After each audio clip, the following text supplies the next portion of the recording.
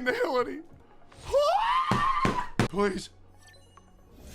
Yes! Yes! Honkai Star Rail is a free-to-play turn-based role-playing gacha game developed by Hoyoverse, who also happen to be the creators of Genshin Impact. Now, contrary to what the internet will have you believe, Honkai Star Rail is not just sexually explicit poses featuring Kafka, but it is, in fact, a video game. And yes, I was very disappointed. You've rained on my glorious parade. The game takes place in a science fantasy universe and utilizes a simple but interesting rock-paper-scissors combat system, much like you would see in Pokemon, albeit much simpler in my opinion. And with all the technobabble and science fiction jargon, I am left with many questions. However, the real question is, Honkai Star Rail, is it the worst gacha game ever made? You can fight it, or rock with it! Before we get started, I wanted to thank everyone who watched my last video on Devil May Cry. You guys absolutely killed it, and I appreciate everyone who stopped by to check out the video. If you guys enjoy content like this, feel free to take a moment to like and subscribe, as it really helps me out.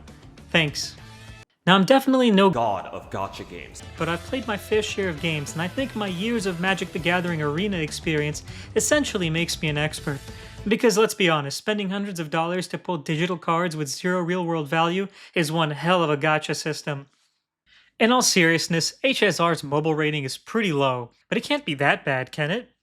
The plan was simple: make a fresh account and put in about 10 hours worth of playtime and see what happens. Log in, and we are thrusted straight into the story. We meet Kafka and Silverwolf and are quickly introduced to the combat system, which is surprisingly well done.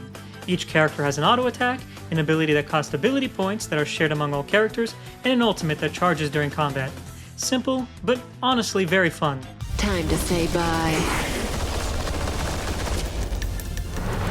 Oh, be still my throbbing heart. Turns out we are looking for an object known as a Stellaron, or as we in the film industry like to call it, a MacGuffin. As we progress, the various systems are introduced to us until we finally reach the Stellaron. Apparently, the Stellaron requires a receptacle, and we get to be the lucky ones to have it put in us. that's what she said.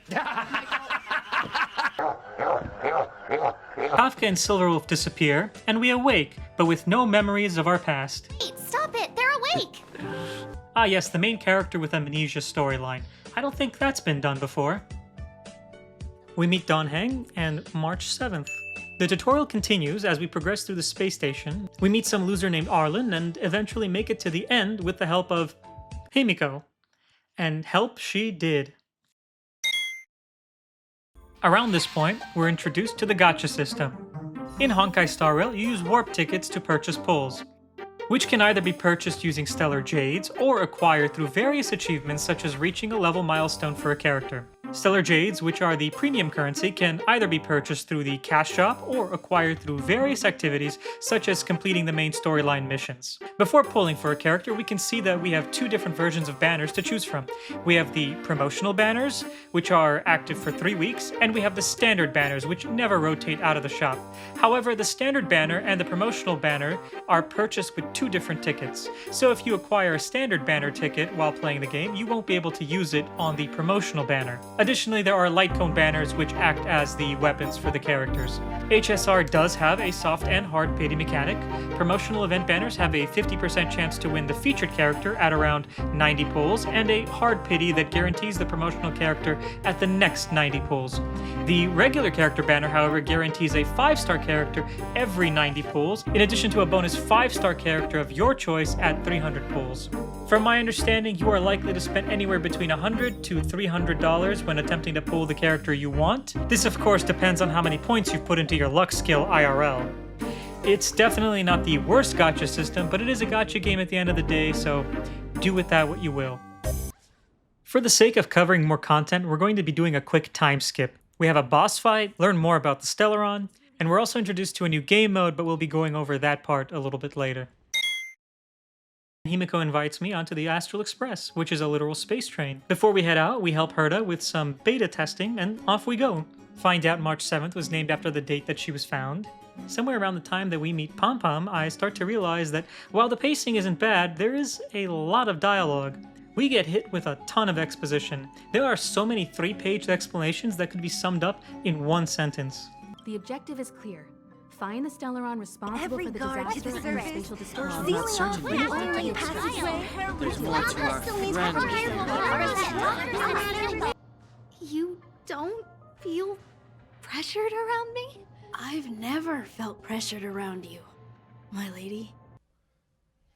Just stop. Just stop it.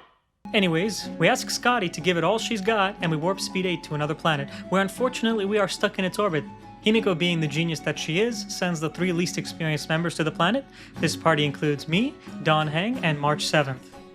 We do some combat, find a flower thing that spawns a new game mode, and meet this guy.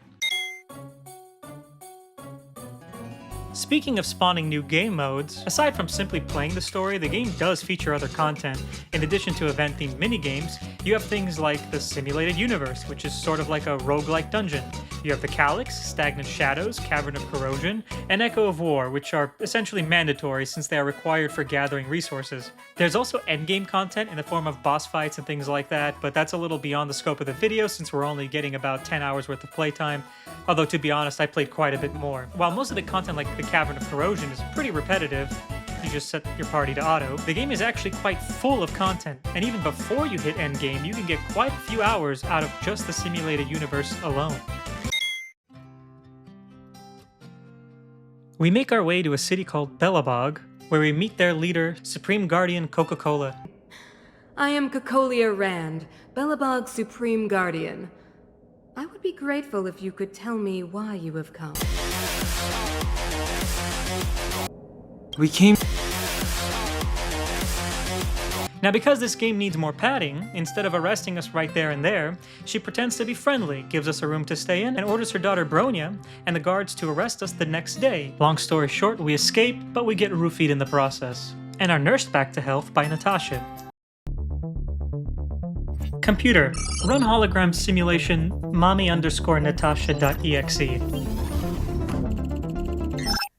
Are you mommy's good boy? I love you. Okay, now listen, I'm not trying to sexualize every character, but let's be honest, they knew what they were doing here. Now, originally, I was planning on going over the entire Belobog storyline. However, after finishing up all the audio and video recording, I realized just how much happens in that one section, which is great. That's a lot of content, and that's really great for the game, but I thought it would be best to just go over some character progression and leave the story for you to discover, assuming you haven't played the game yet. While the player has an overall account level, each character has their own personal level, which can be raised using resources found in most game modes. Light cones are essentially weapons that give additional stat bonuses. Traces act like skill trees, but require materials to level. Relics are equipments that give bonuses based on the type of equipment and whether or not you're using the full set. And Eidolons are bonuses granted to the character based on how many copies of the character you have. Having only the original character grants you access to the character, and having 2 or 3 duplicates could unlock bonus damage, damage reduction, or a quick heal at low HP. Just depends on the character and how many duplicates you're able to get. This also means that while 5-star characters are powerful, they'll be harder to rank up. With this strength, I can save more lives.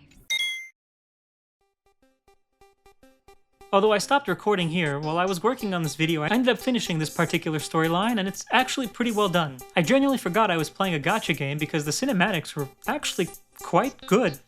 Especially towards the end, with where we fight that giant robot and we're blessed with this sword by what is essentially a god. In all honesty, I could see myself continuing the playthrough outside of this video, but I may choose to skip some of the less important dialogue. By that I mean repeatedly click through it. There isn't actually a skip button. I don't mind the story, and in fact the story is arguably pretty good, but all the text dumps and exposition was just starting to kill me by the end of it. As for a rating, I think I'll give it 7 Coca-Colas out of 10. As always, thank you guys for watching. If there's anything I've missed or anything you guys think would be better for a future video, please feel free to let me know in the comments section below. And hopefully, I'll see you guys in the next one.